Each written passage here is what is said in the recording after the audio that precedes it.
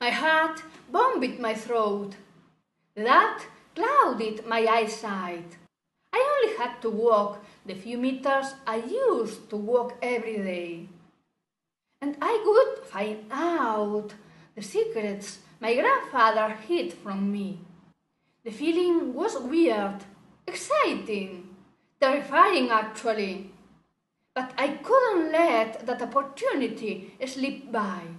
The temptation was too big. Let's go, I encouraged myself. The door was opened. I went upstairs, holding back my breath. The first floor also meant the first obstacle. The door was closed, of course. All silence. I got my ear close to listen. There were people inside. Sure, I could hear a slight bustle.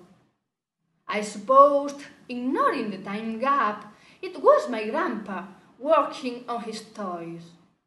I didn't ring the bell. I kept on going up. At the second floor, with my ear stuck on the door, I could hear life too. Who would it be? I either did nothing. I kept on going up. We lived there. That was my home. I listened. Steps. Who would it be? More steps. No, the same steps closer. Closer. Luckily, I realized just in time I had my ear stuck on the door. Steps were approaching too.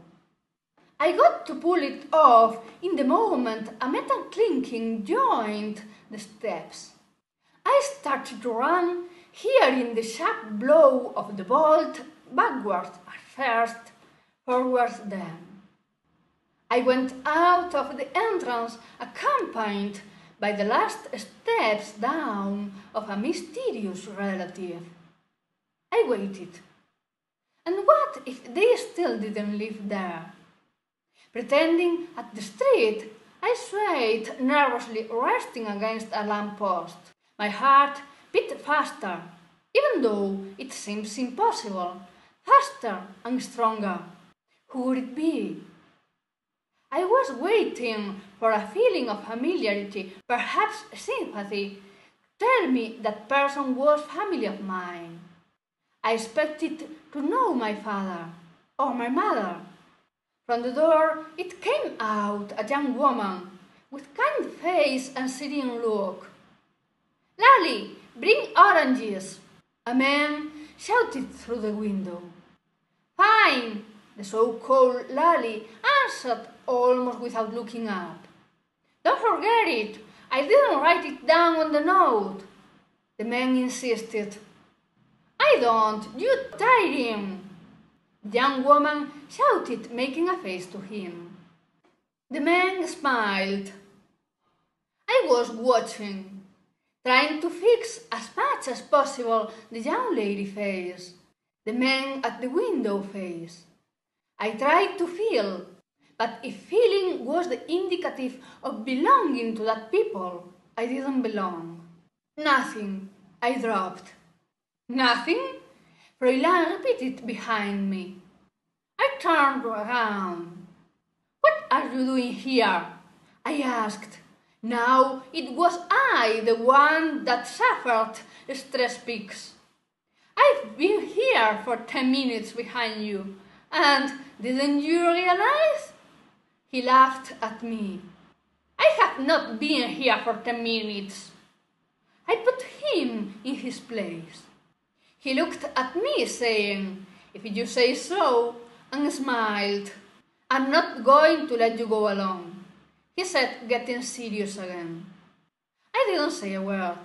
I rather let him think what he wanted to than warrant him, admit him being on alert. "What is nothing?" he asked. "Excuse me?" I answered. "You said nothing," he pointed out. "That's it, nothing."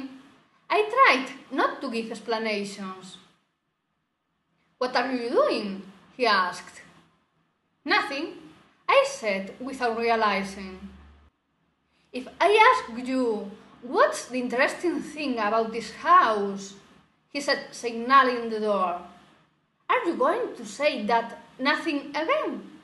If you don't want to, I don't, but it really does have nothing. I dropped. And trying to avoid his censored eyebrow, I looked up and saw at the first floor window a couple looking at us with curiosity. Amusing.